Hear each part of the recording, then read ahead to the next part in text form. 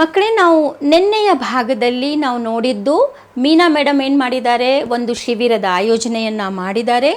ಆ ಶಿಬಿರ ಯಾವಾಗ ನಡೆಯುತ್ತೆ? ಬೇಸಿಗೆ ಕಾಲದಲ್ಲಿ गर्मी की छुट्टियों में शिविर का आयोजन होता है. वहाँ पर काव्य वाचन, काव्य लेखन और वाक स्पर्धा जैसे विषयों का वहाँ पर आयोजन होता है.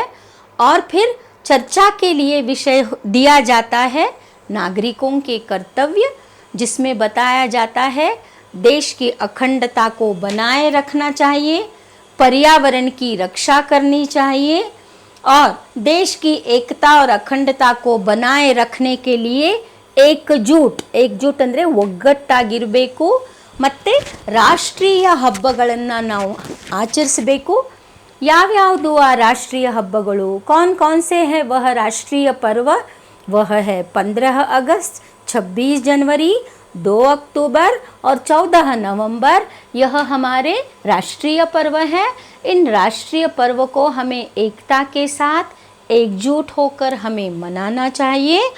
और आगे यह भी देखा था कि जाति, धर्म, भाषा, प्रदेश, वर्ग को लेकर कभी आपसी झगड़े नहीं करने चाहिए.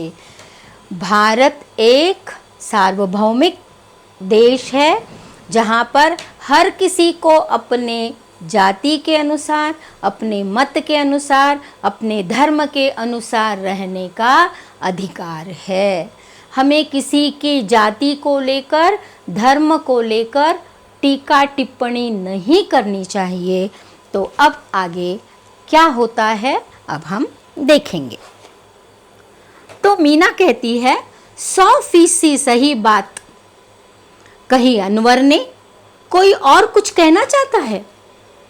वैज्ञानिक दृष्टिकोण और सुधार की भावना का विकास करना नागरिक का कर्तव्य है. इसकी भी हमने चर्चा की कि साइंटिफिक वे, अब कोई चांद पर पहुंचा है, कोई मंगल पर पहुंचा है, हमने भी प्रयत्न किया है. स्टिल मोर एडवांटेज, हम लोगों को विज्ञान को हमें क्या करना है? बढ़ावा देना है. वैज्ञानिक दृष्टि से हमें भी अन्य देशों की तुलना में और भी ज़्यादा बढ़ना चाहिए. यही यहाँ पर कहा गया है. हाँ जॉर्ज, इतना ही नहीं, देश की रक्षा के लिए कटिबद्ध रहना, तैयार रहना. कटी माने कमर, कमर बांधकर, कमर कसकर ಅಂದರೆ ದಿಟ್ಟಿನಲ್ಲಿ ನಾವು ಸಿದ್ಧರಾಗಿದ್ದೀವಿ ಅಂತ, ನಾವು ರೆಡಿಯಾಗಿದ್ದೀವಿ ಅಂತ. सार्वजनिक संपत्ति को सुरक्षित रखना. ಸಾರ್ವಜನಿಕ ಸಂಪತ್ತಿ ಅಂದರೆ ಬಸ್ಸುಗಳು, ರೈಲುಗಳು ಮತ್ತು ಊರಿನಲ್ಲಿ ಅಥವಾ ಸಿಟಿನಲ್ಲಿರುವಂತಹ ಮಾಲ್ಗಳು ಪ್ರತಿಯೊಂದು ನಮ್ಮ ಮನೆ ಬಿಟ್ಟು ಬೇರೆ ಎಲ್ಲ ಸಾರ್ವಜನಿಕವೇ, ಮನೆಗಳು ಬಿಟ್ಟು ದೇವಸ್ಥಾನಗಳು, ಇದನ್ನೆಲ್ಲ ನಾವು ರಕ್ಷಿಸಬೇಕು. ಏನು ಮಾಡ್ತೀವಿ? ಯಾವುದೋ ಕೋಪಕ್ಕೆ ಅದಕ್ಕೆ ಹಾನಿ ಮಾಡುವಂತಹ ಕೆಲಸಗಳು ಹಲವಾರು ಸಲ ನಾಗರಿಕರು ಮಾಡ್ತಾರೆ. ಅದನ್ನು ಮಾಡಕೂಡದು. उसे कभी नहीं करना चाहिए, क्योंकि देश मेरा है, मैं देश का वासी हूँ और देश की संपत्ति मेरी संपत्ति है. उसका कभी दुरुपयोग नहीं करना चाहिए. व्यक्तिगत और सामूहिक दृष्टि से देश के उत्कर्ष के लिए सतत प्रयत्नशील रहना इत्यादि हमारे कर्तव्य है. मैंने कहा सार्वजनिक संपत्ति को हानि नहीं पहुंचाना, व्यक्तिगत पर्सनली, सामूहिक ग्रुप में किसी भी कारण से कभी हानि नहीं पहुंचानी चाहिए. हमें अपने संस्कृति कल्चर और गौरवशाली परंपरा हमारे पुरखों से जो हमारे साथ में आया है, वह परंपरा का सम्मान करना है. ನಮ್ಮ ಹಿರಿಯರು ನಮಗೆ ಯಾವ ಹಾದಿಯನ್ನು ಹಾಕಿಕೊಟ್ಟಿದ್ದಾರೋ ಅದರ ಮೇಲೆ ನಾವು ನಡಿಬೇಕು, ಅದನ್ನು ಗೌರವಿಸಬೇಕು. क्या है? बड़ों का सम्मान करना, माता पिता की बात को मानना, गुरुजनों की आज्ञा का पालन करना, भाईचारा रहना, सौहार्दता से रहना. यह सब क्या है? यह भाईचारे का, यह सांस्कृतिक और हमारे जो परंपरा से आई हुई बात है इसको मनाना चाहिए। हमारे त्योहारों को मनाना, जैसे दशहरा, दीपावली, रक्षाबंधन, ये सारे पर्व हम एक साथ मिलकर मनाना है। साथ में ईद मनाना, उसी तरह से क्रिसमस को मनाना, भाईचारे को बढ़ावा देना, ये सब हमारे कर्तव्य है।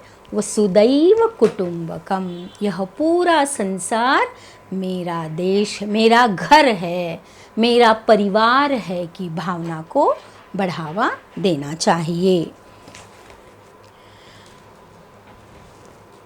संविधान के नियमों का पालन भी करना चाहिए। अंडरलाइन संविधान, कॉन्स्टिट्यूशन। इसकी रचना का ज़्यादा श्रेय किसको जाता है? डॉक्टर बाबा साहब अम्बेडकर को जाता है। नॉट ओनली दैट कि बाबा साहब अम्बेडकर अकेले ने संविधान की रचना की, उनके साथ में कई कमिटी मेंबर्स थे, पर ज़्यादा श्रेय अगर किसी को जाता है तो वह बाबा साहब अम्बेडकर को जाता है। धन्यवाद टीचर, आपने हमें इतना कुछ समझाया। बच्चों, आपने समझा ना इस पाठ में? क्या क्या समझा आपने इस पाठ में? कि आज के बच्चे कल के नागरिक है।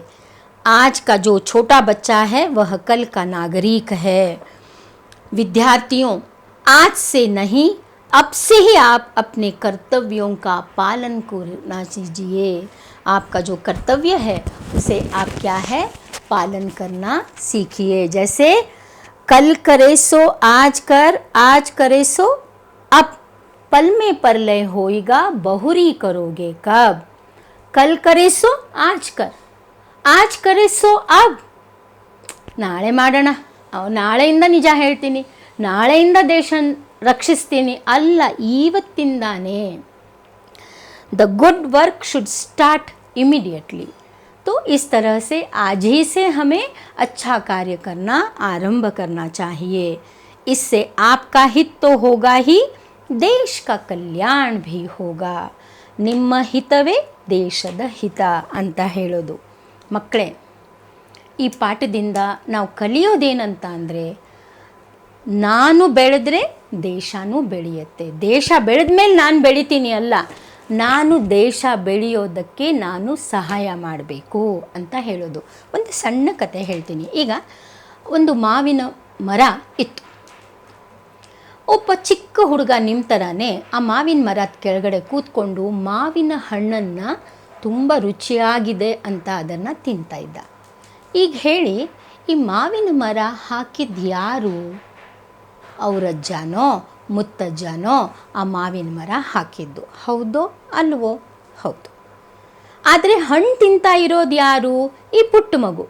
ಆ ಪುಟ್ಟ ಮಗು ಆ ಮರ ಬೆಳೆಸೋಕ್ಕೆ ಸಹಾಯ ಮಾಡಿಲ್ಲ, ಆ ಮರ ಆ ಮಗು ನೆಟ್ಟಿಲ್ಲ, ಆದರೆ ಹಣ್ಣು ಮಾತ್ರ ಸವಿತಾ ಇದೆ। ಅದೇ ತರಹ ನಾವು ದೇಶಕ್ಕೆ ನಾವು ಇವತ್ತೇನು ಮಾಡ್ತೀವೋ ಅದು ನಾಳೆ ಪೀಳಿಗೆ ಅದು ಮುಂದುವರಿಯುತ್ತೆ। ಹಾಗಾಗಿ ಇವತ್ತಿನ ಚಿಕ್ಕ ಮಕ್ಕಳು ನಾಳೆ ದೇಶಕ್ಕೆ ಅವರು ಪ್ರಜೆ ಆಗಿರೋದು। ಹಾಗಾಗಿ ಯಾವಾಗಲೂ ಒಳ್ಳೆ ಬೀಜ ನೆಟ್ಟಿದ್ರೇ ಒಳ್ಳೆ ಫಲ, ಒಳ್ಳೆ ಮರ ಬರೋದು, ಅದಕ್ಕೆ ಒಳ್ಳೆ ಫಲ, ಒಳ್ಳೆ ಹೂಗಳು ಆ ಥರ ಎಲ್ಲ ಬಿಡೋದು। ಹಾಗಾಗಿ ನೀವೆಲ್ಲರೂ ಇಲ್ಲಿ ಕೂತಿದ್ದೀರಲ್ಲ ಎಲ್ಲ ಪುಟಾಣಿ ಮಕ್ಕಳೇ, ನೀವೆಲ್ಲರೂ ನಾಳೆಯ ಭವಿಷ್ಯ, ದೇಶಕ್ಕೆ ನೀವು ಭವಿಷ್ಯ ಆಗಿರೋದು। ಹಾಗಾಗಿ ನಿಮ್ಮ ಕರ್ತವ್ಯಗಳನ್ನು ಮಾಡಿ ದೇಶದ ಒಳ್ಳೆಯದಾಗಲಿ, ದೇಶದ ಒಳಿತಿಗಾಗಿ ನೀವು ಯಾವಾಗಲೂ ಸಜ್ಜರಾಗಿರಬೇಕು, ಸರಿನಾ? ಎಸ್, ಎಲ್ಲರೂ ಇದನ್ನು ಕೇಳಬೇಕು, ಅದನ್ನು ಮಾಡಬೇಕು।